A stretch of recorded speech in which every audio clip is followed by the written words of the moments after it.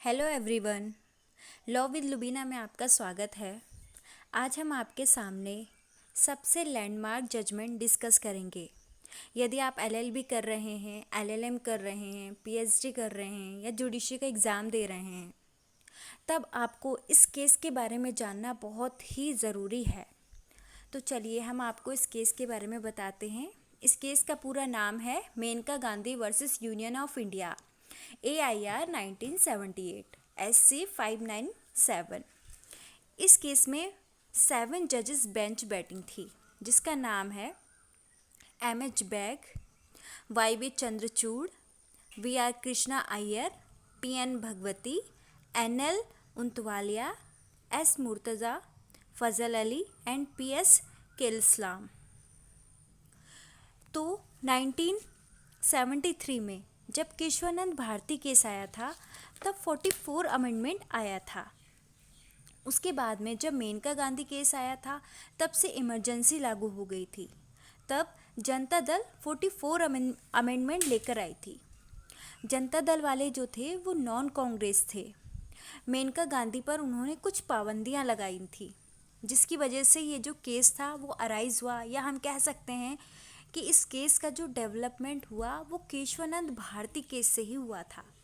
और इस केस का सीधा संबंध आर्टिकल 21 से है। तो आर्टिकल 21 क्या कहता है? No person shall be deprived of his life and personal liberty except according to procedure established by law. मतलब किसी भी पर्सन को जो है उसकी पर्सनल लिबर्टी से जो है वो बाधित नहीं किया जाएगा, उसकी पर्सनल लिबर्टी को नहीं रोका जाएगा, except according to procedure established by law, जब तक कि कानून में ऐसा ना दिया हो।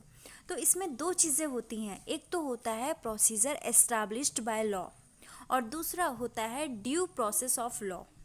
तो इस मेनका गांधी केस में हमने प्रोसीजर एस्टैब्लिश्ड बाय लॉ को फॉलो ना करते हुए ड्यू प्रोसेस ऑफ लॉ की तरफ आ गए। हम कह सकते हैं कि जो अमेरिकन सिस्टम में जो ड्यू प्रोसेस ऑफ लॉ था, हम मेनका गांधी केस से इसकी तरफ आ गए हैं।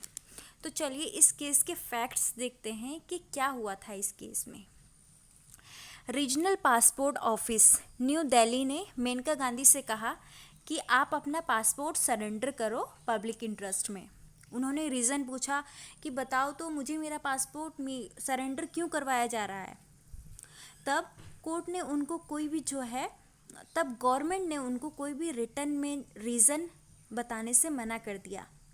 मेनका गांधी कोर्ट गई और उन्होंने एक रिट पिटीशन फाइल की कि मेरा पासपोर्ट तो सरेंडर किया जा रहा है, ना तो मुझे उचित रीजन बताए जा रहे हैं, इससे मेरे आर्टिकल 14, 19 और 21 का वायलेशन हो रहा है। तो इसमें कुछ इश्यूज अराइज हुए।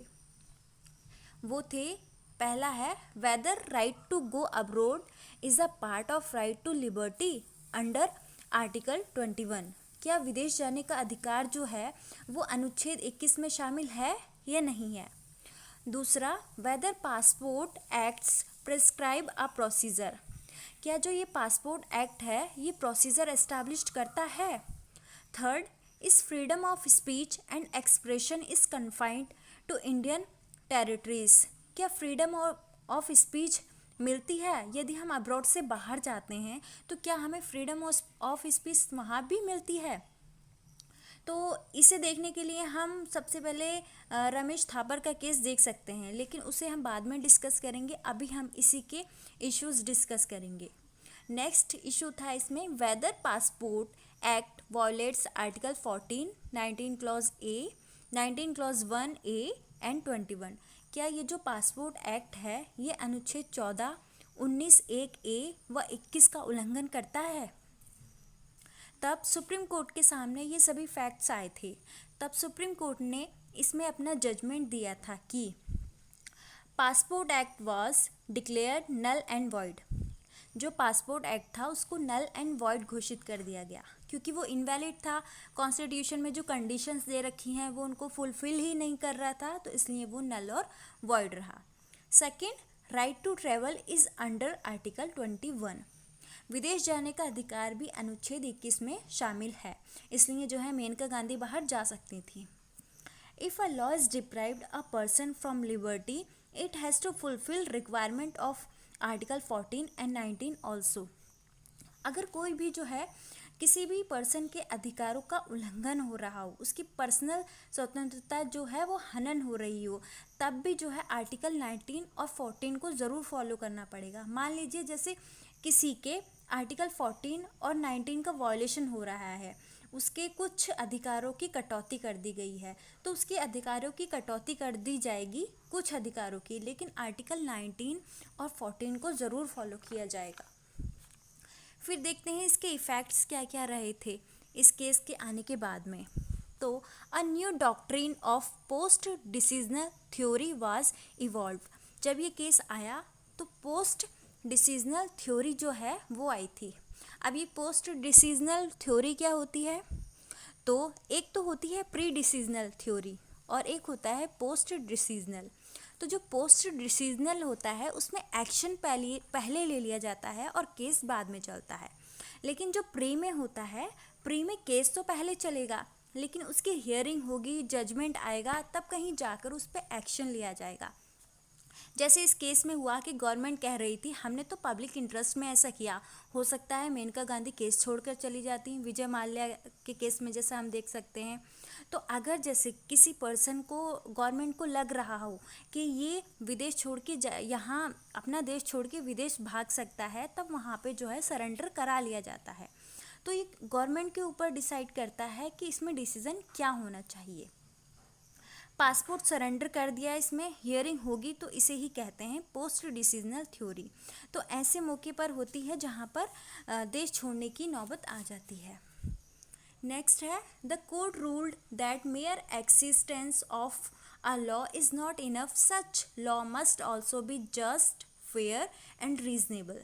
तो कोर्ट ने कहा कि सिर्फ लॉ बना देना ही काफ़ी नहीं होता, उसमें ये 3 एलिमेंट देखे जाएंगे। वो कौन कौन से हैं? कि जो भी लॉ बनेगा वो जस्ट होना चाहिए, किसी के अधिकारों का उससे उल्लंघन ना हो, फेयर होना चाहिए वो। थर्ड, वो रीजनेबल होना चाहिए। तो हम कह सकते हैं कि जो मेनका गांधी का जो केस है, हम प्रोसीजर एस्टैब्लिश्ड बाय लॉ से आगे जाकर ड्यू प्रोसेस ऑफ लॉ में मूव हो गए हैं। देखा जाए तो जो जुडिशल एक्टिविज्म है वो कहीं ना कहीं यहीं से ही निकल कर आया था। So a liberal interpretation of Article 21 result is making procedure established by law synonymous with due process of law। तो जो एक लिबरल इंटरप्रिटेशन किया गया कि आर्टिकल 21 का जो प्रोसीजर एस्टैब्लिश्ड बाय लॉ है, लेकिन इसका जो लिबरल इंटरप्रिटेशन किया गया है तो उसमें है प्रोसीजर एस्टैब्लिश्ड बाय लॉ नहीं होना चाहिए, बल्कि उसको फेयर होना चाहिए, जस्ट होना चाहिए और रीजनेबल होना चाहिए। तो इस केस में बस इतना ही कहा गया था। यदि आपको इस केस की पूरी डिटेल चाहिए तो आप हमारे डिस्क्रिप्शन बॉक्स में जाकर इसकी पूरी डिटेल्स ले सकते हैं। अगर आपको वीडियो अच्छी लगी हो तो लाइक कीजिए, सब्सक्राइब कीजिए और ज़्यादा से ज़्यादा शेयर कीजिए। Thank you so much.